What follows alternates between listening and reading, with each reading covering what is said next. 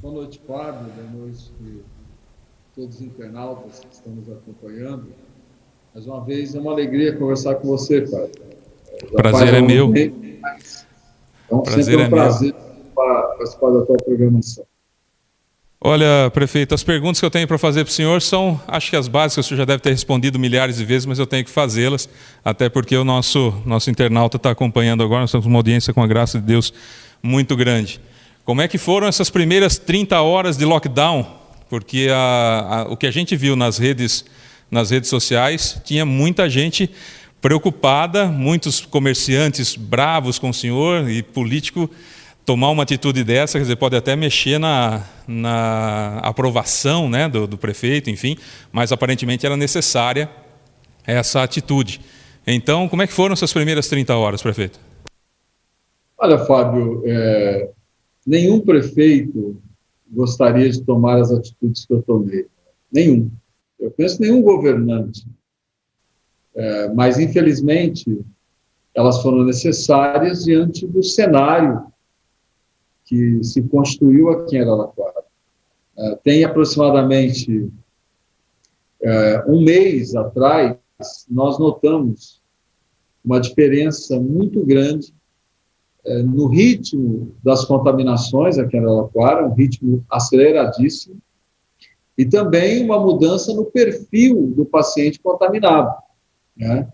Nós notamos que o paciente que em 2020, o perfil do paciente que em 2020 responderia muito bem ao Covid-19, ele agravava e ele muitas vezes demandava internações, e ele, muitas vezes, esse paciente, ele era entubado e ele ia a óbito. Então, alguma coisa de diferente estava acontecendo com a pandemia em Araraquara. O que nós fizemos? Nós pegamos amostras de pacientes positivados nesse período aí, na última semana de janeiro, na primeira semana de fevereiro, e remetemos ao Instituto de Medicina Tropical da USP. Para o internauta que está nos acompanhando, sabe do que nós estamos falando, Fábio? É o laboratório que, liderado pela doutora Esther Sabino, foi o primeiro laboratório a isolar o coronavírus no Brasil, a fazer o isolamento do vírus para que pudesse fazer o seu sequenciamento genético. Remetemos as amostras para o IMT, e a devolutiva do IMT, da equipe da doutora Esther Sabino, foi uma devolutiva terrível para nós, porque ela detectou que a cepa de Manaus estava circulando na cidade de Araraquara. Nós remetemos outras amostras de outros dias também para o IMT, e temos remetido constantemente, e todas as amostras trazem um grau de positivação da cepa de Manaus altíssimo. Nós chegamos a ter, a última amostra, 80% das amostras remetidas ao IMT vieram confirmadas como da cepa de Manaus. Então, claro que nós fizemos o vínculo e o embasamento científico. A doença está crescendo em Araraquara, a contaminação cresceu muito em Araraquara. Hoje, os cientistas já dizem isso, né, que é uma cepa que ela tem um grau de contaminação muito alto, portanto, o paciente positivado com o coronavírus, né, essa cepa de Manaus, ele contamina muito mais, ou seja, ele tem uma carga viral alta, e ele acaba passando o vírus para mais pessoas. Isso explica porque o ritmo dessa curva ascendente de contaminações nós estamos vivendo na cidade. É muito ruim essa constatação, porque nós estamos olhando o que está acontecendo nos estados do norte, nós estamos olhando o que está acontecendo no sul de Minas, nós estamos olhando o que está acontecendo na região de Chapecó, em Santa Catarina, Na e outras Bahia também, regiões né? aqui do estado de São Paulo. Então, o que nós fizemos? Quando você está diante do crescimento de uma pandemia, você tem duas medidas a fazer. A primeira é a vacinação em massa.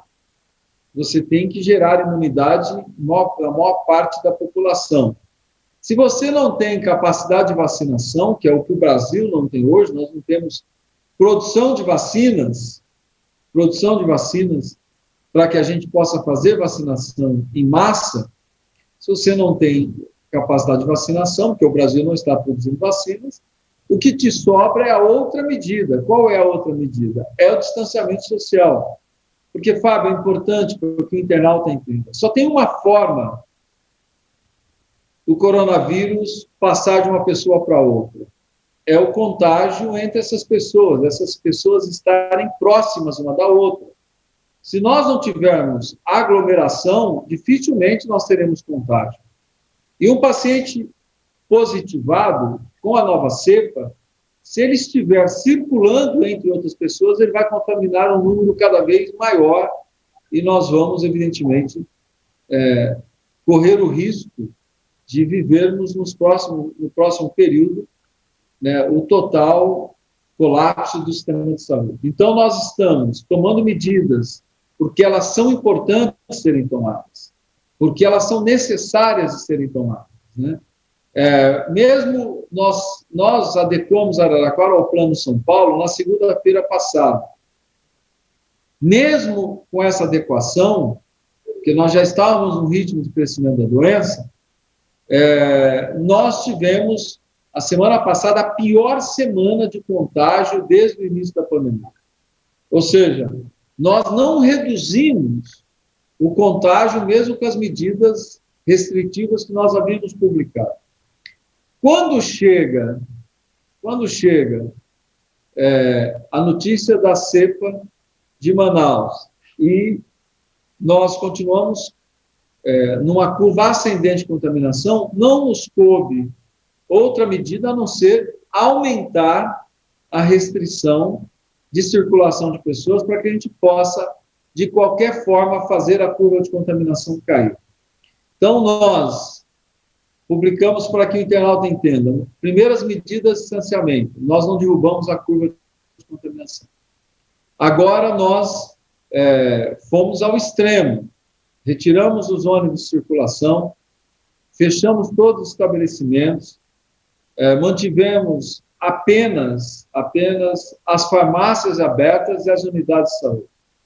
É um esforço imenso para que a gente possa fazer com que a curva caia, para que o número menor de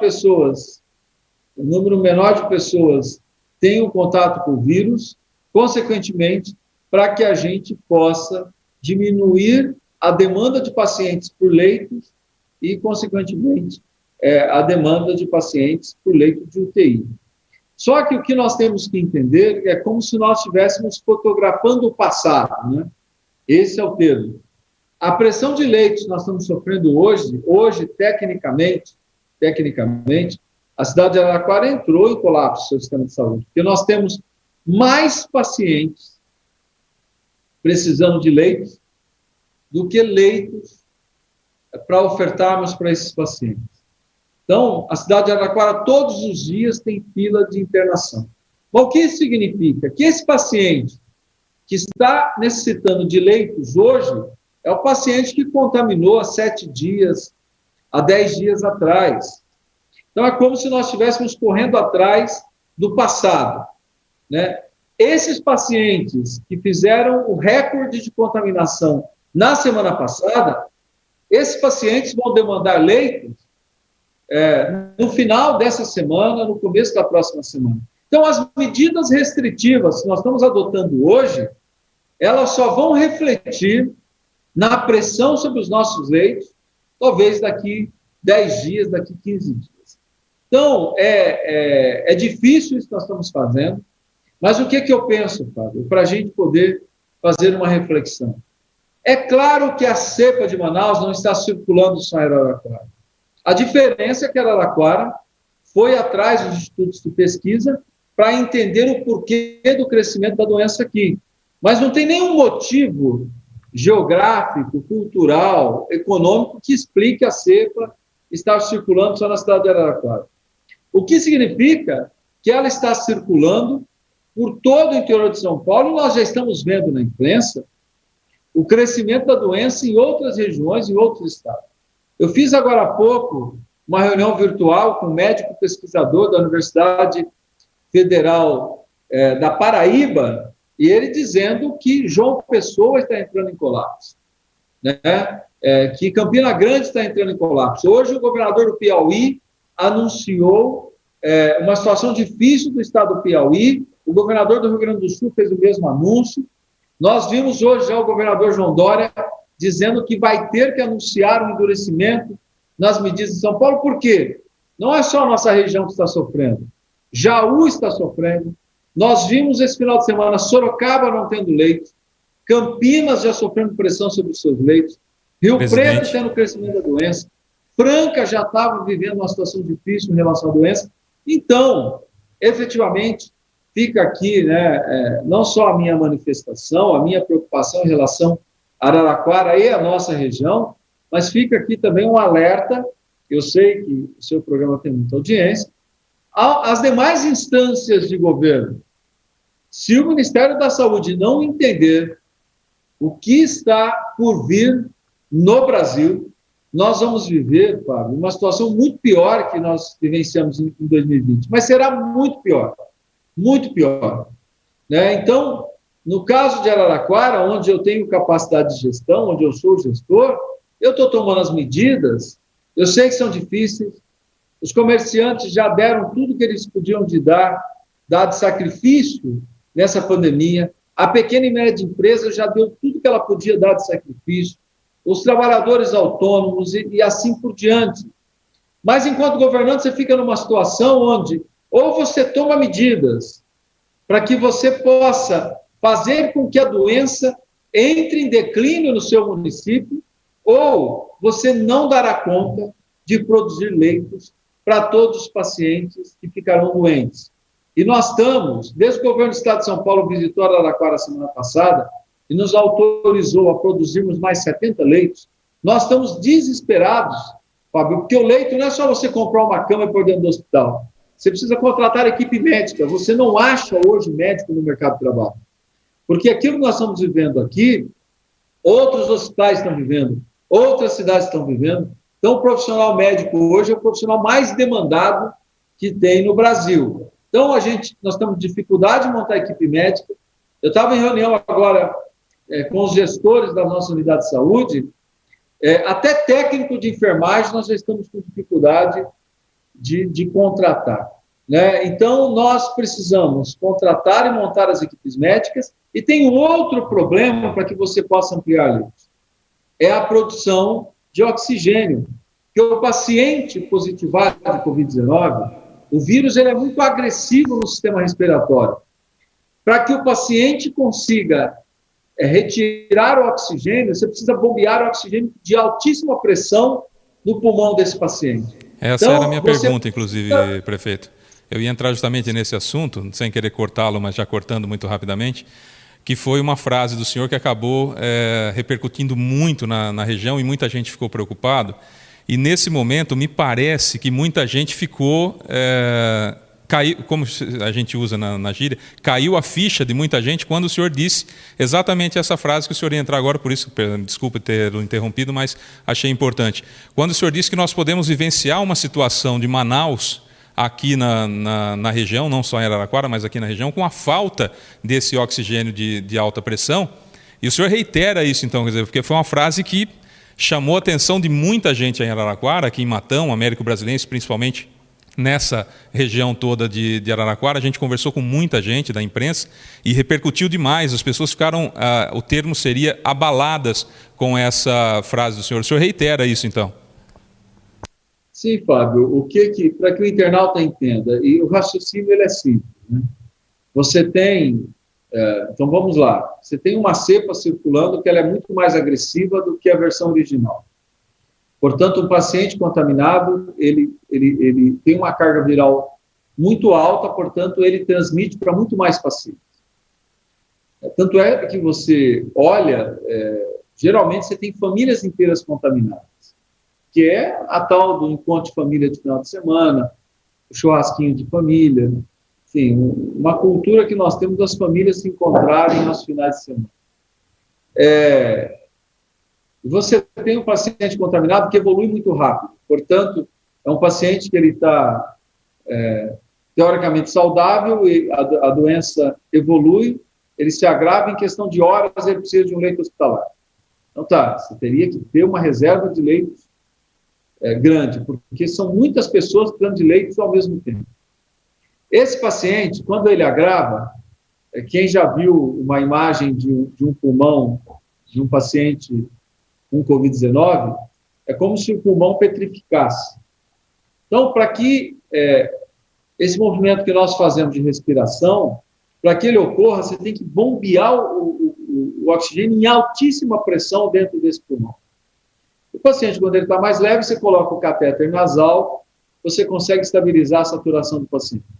Quando ele se agrava, você tem que jogar o oxigênio com alta pressão, e aí você usa aquelas máscaras de VNI. A máscara de VNI, ela garante o oxigênio de alta pressão sem o procedimento invasivo, que é a intubação, que é você sedar o paciente e pôr um tubo para jogar o oxigênio direto no pulmão dele. A máscara de VNI, Fábio, ela consome o dobro de oxigênio do que o tubo, para você ter uma ideia, porque como ela é de alta pressão, ela tem escape pelas laterais. O que isso significa? Se você dimensionou uma unidade hospitalar para 20 leitos de UTI e 30 leitos de enfermaria com catéter nasal, esses 30 leitos de enfermaria, boa parte desses leitos, serão utilizados com máscara de VNI. Significa que a tua produção de oxigênio a tua rede não vai ficar estável, ela vai cair, porque é muita gente precisando de oxigênio ao mesmo tempo. O que é que gera oxigênio nas unidades hospitalares? Não é aquele cilindro. O cilindro, ele é útil, ele ajuda, mas geralmente no leito de enfermaria, quando o paciente está leve, ele está com catéter nasal, aquele cilindro às vezes dura mais de um dia. Quando o paciente está agravado, ele precisa da alta pressão, e a usina de oxigênio. A usina de oxigênio, se aquela que você tem instalada não der conta da rede, você vai diminuir o número de leitos. Você pode ter os leitos, você não pode pôr. Todos os leitos não podem ser ocupados ao mesmo tempo, porque você não tem produção de oxigênio. Aí você precisa aumentar a sua produção de oxigênio. Você vai para o mercado, para as empresas que fabricam usina de oxigênio. Você chega nas empresas, elas não têm de pronta entrega. Você não tem usina na prateleira, você pegar e trazer para a tua cidade. Você faz um pedido para que a empresa produza a usina. Só aí são 15 dias, 20 dias. O que acontece? Como os estados do norte, aquelas cenas de Manaus, fizeram com que muita gente comprasse usina, até para doação para Manaus, agora o Acre, o Pará e outras, agora começou os estados do Nordeste também. Então, as usinas, e tem outro fator que eu descobri, porque a gente vai fazendo imersão no tema do Covid, você vai descobrir muita coisa. Tem muitos países da América do Sul já encomendando usinas de oxigênio, porque acreditam que aquilo que nós vencemos no ano passado, a primeira onda, a segunda onda virá. Então, todo mundo olhou Manaus, todo mundo olhou o que aconteceu na Europa nessa segunda onda.